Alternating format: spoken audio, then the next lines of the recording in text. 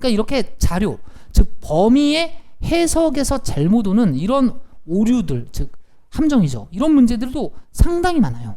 상당히 많기 때문에 여러분들이 생각보다 점수가 특히 이제 NCS 같은 거를 보고 왔을 때 낮으면 상당수가 뭐냐면 이렇게 문제를 잘못 읽어서 틀리는 경우가 되게 많거든요. 그러니까 여러분들이 자료에서 뿐만 아니라 문제 해결 같은 거 풀 때도 문제를 꼼꼼하게 읽는 연습을 하셔야 돼요. 그리고 아까도 말씀드렸지만 이게 감점제가 있는 회사일수록 서둘러서 문제를 많이 푸는 것도 중요하지만 다 맞춰야 되잖아요. 푼 거는. 근데 생각해 보세요. 내가 계산이 아니라 정말 이런 어이없는 실수를 해가지고 틀린다면 타격이 크겠죠. 그러니까 여러분들 조건도 그렇고 문제도 그렇고 꼼꼼하게 읽으세요. 그러면 어떻게 해서 속도가 빨라지냐? 자, 속도가 빨라진다는 건 이런 거죠. 자, 속도가 빨라진다는 건 잘하게 되면 속도가 빨라지는 겁니다. 잘하게 되면. 자, 그러면 이제 한전에서는 제가 이제 한전처럼 이제 감점제가 있는 회사에서는 조금 이제 더 좀 이게 민감할 수는 있는데 제가 여러분들한테 이건 여러분들이 이제 선택의 문제로 좀 받아들여도 돼요. 자, 무슨 말이냐면 저는 문제를 풀 때 이게 옳지 않은 것은 구하라고 했습니다. 근데 내가 1번을 이렇게 풀었는데 옳지 않아요. 그러면 저는 이걸 답을 쓰고 요걸 안 읽습니다. 실전에서. 이유는 일단은 시간을 줄이기 위해서 그렇게 합니다. 그리고 내가 꼼꼼하게 볼 자신이 있기 때문에 저는 이렇게 해요. 근데 여러분들은 잘 선택을 하세요. 왜냐면 뭐 제가 이렇게 수업을 오래 해보면 어떤 학생들은 뭐 이렇게 했더니 뒤에 4번에 2, 3, 4, 5가 거기서 이제 답이 있는데 실수를 하는 경우죠. 실수가 많아서 자기는 다 읽는 게 좋다라는 사람도 있고 또 어떤 사람은 제가 말하는 것처럼 하는 게 좋다. 근데 왜 그러냐면 저는 이제 이걸 안 하는 이유가 내가 답을 1번이라고 머릿속에서 생각을 하고 나면 생각보다 2번, 3번, 4번, 5번을 되게 답이 아닌 쪽에 맞춰서 해석을 하는 식으로 문제를 읽더라고요. 그러니까 생각보다 그걸 잘 못 찾아내더라고요. 그래서 가끔 하나 뭐 찾아낼 수는 있겠지만 그래서 차라리 그럴 바에는 조금 더 꼼꼼하게, 그래서 대신에 저는 이제 조금 더 꼼꼼하게 봅니다. 그래서 이거는데 왜 이런 생각을 했냐면 수험생들이나 이게 학생들이 물어봐요. 많이 어떻게 하면 시간을 단축하냐. 그래서 제일 황당한 질문이 시간 재고 푸는 연습을 많이 하면 빨라지냐고 물어보는데 제가 봤을 땐 그건 택도 없는 소리죠. 뭐 시간 재고 푼다고 해서 빨라지면 누가 성적 안 오르겠습니까? 그것만큼 쉬운 게 어디 있어요. 전국에 있는 학원들, 뭐 여러분들 흔히 말하는 우리 이 세상에서 우리나라에서 가장 학원이 발달된 곳이 어디예요? 당연히 대치동이죠. 대치동의 고등학생들, 고3 수험생들 거기 학원인데 뭐 그런 학원에서 시간만 재고 푸는 학원이 생기겠죠. 그렇게 해서 빨라지고 성적이 오른다면. 그렇지 않아요. 자, 시간이 부족한 이유는 딱 하나입니다. 못해서 그러거든요. 근데 못하는 거를 바꾸는 거죠. 잘하게 되면 시간이 부족한 건데 보통 우리는 이제 그건 어렵잖아요. 그래서 그런 노력을 안 하고 보통 다 시간 재고 풀거나 막 이런 것들로 시간을 줄이려고 하시는데 그러지 않아요. 그거는 그냥 한두 번 정도는 어떤 이제 나의 시간을 어떤 이런 이제 느끼는 그런 느낌에서 이제 연습하는 거지. 특히 한전 문제 끝까지 푸는 사람이 어디 있습니까? 그러니까 시간 재고 푸는 게 아무 의미가 없는 거예요. 무슨 말인지 이해되시죠? 어차피 다 시험장에 가면 아무 생각 없이 빨리빨리 풀고 이렇게 이제 가는 건데. 그래서 저는 이제 이런 겁니다.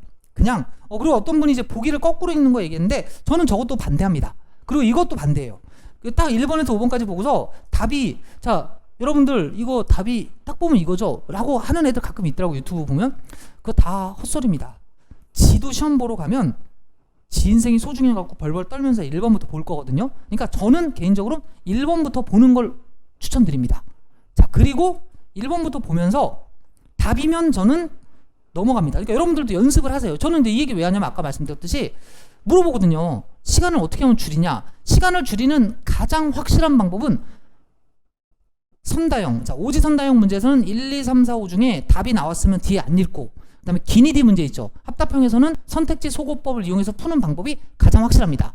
근데 이 방법은 아까 말씀드렸죠. 본인의 성격, 본인의 용기 자 이런 것들에 달라지기 때문에 제가 일방적으로 자 학원생들이라면 제가 일방적으로 말합니다. 왜? 훈련을 시킬 거니까 제가. 하지만 여러분들하고 저하고 이제 특강식이기 때문에 그래서 제가 지금 오픈된 상태로 말씀드리는 거예요. 그리고 이 얘기를 하는 이유는 뭐라고요? 시간을 줄이는 가장 확실한 방법입니다. 자, 그럼 이제 이건 근데 꼭 하세요. 예를 들어서 내가 1번도 답이 아니네, 2번도 답이 아니네, 3번도 답이 아니야. 그러면 4번하고 5번 두 개가 남았을 때 둘 중에 어떤 선택지가 더 쉬운 선택지일까? 그걸 쉬운 거를 처리하는 이 연습은 꼭 하세요. 이거를 자꾸 하시다 보면 사실은 조금 나중에는 5개 선택지 중에서 조금 이제 답이 돼 보이는 애들을 좀 찾을 수가 있을 겁니다. 자, 그리고 이제 공부가 좀 되신 분들은 이 옳지 않은 것은 물어볼 때랑 옳은 것을 물어볼 때 조금씩 달라진다는 걸 알아야 돼요. 무슨 말이냐면 선택지별로 옳지 않은 것을 물어볼 때는 답이 되기가 되게 힘든 선택지가 있어요. 자, 그런 선택지가 대표적으로 뭐냐면 순서 배열이에요. 순서 배열. 자, 순서 배열이라는 게 뭐냐면 이제 표가 엄청나게 크게 나오죠. 엄청나게 크게 나와가지고 거기서 순서를 배열한단 말이야.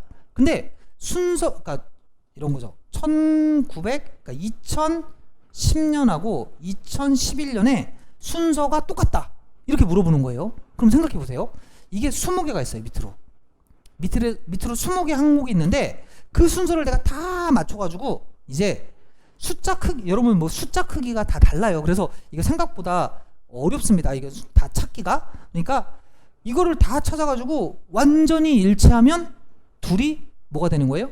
그러니까 제일 큰 애 찾고 그다음에 두 번째로 네가 크니 옆에 거 뭐 또 다 확인해 봐야 되죠. 이런 식으로 다 크기 비교를 해가지고 일치하면은 순서가 같은 거예요. 그러면 잘 보세요. 그렇게 하려고 그러면 시간이 되게 오래 걸리겠죠. 근데 그게 과연 이런 자료 해석을 하는 데 있어서 대단히 의미 있는 행동은 아니잖아요. 그러니까 출제자들도 그런 선택지들을, 그러니까 자, 다음 선택지 중에 옳은 것을 고르시오 라고 하면서 잘 내지 않아요. 그럼 언제 내냐면 옳지 않은 것을 고르시오 할 때 냅니다. 자, 그때는 그럼 왜 그러냐면, 자, 옳지 않을 때는 내가 모든 걸 비교하는 게 아니라 예를 들어서 중간에 이렇게 한 쌍만 얘네 여기서는 얘가 더 컸는데 여기서는 얘가 더 커요. 여기서 순서가 바뀌었죠. 이렇게 한 쌍만 찾으면 되죠. 우리가 이런 걸 뭐라고 하냐면 발레라고 하거든요. 그러니까 발레만 찾으면 답이 나와요. 이런 식으로 선택지가 어떤 느낌인지, 자, 이거 되게 의식적으로 공부를 하면은 조금 보입니다. 나중에도. 그럼 이제 시험 시간에 이제 저는 이런 거죠. 그래서 옳은 거 고르라고 하는데 순서 배열이 있으면 일단 걔는 건너뛰고 나머지 선택지를 봅니다. 왜냐면 그 선택지는 어차피 내가 이게 옳은 걸 확인하려면 다 비교해 봐야 되거든요. 그러니까 굳이 걔를 내가 확인하지 말고 넘어가는 방법을 쓰거든요. 그래서 여러분들이 실력 향상도 중요하지만 이렇게 제가 지금 말하는 이런 거 일종의 또 샘플이라고 볼 수도 돼요. 그러니까 문제 풀이의 어떤 방법들, 이런 것들에 대해서 생각을 좀 해보시면 좋을 것 같아요.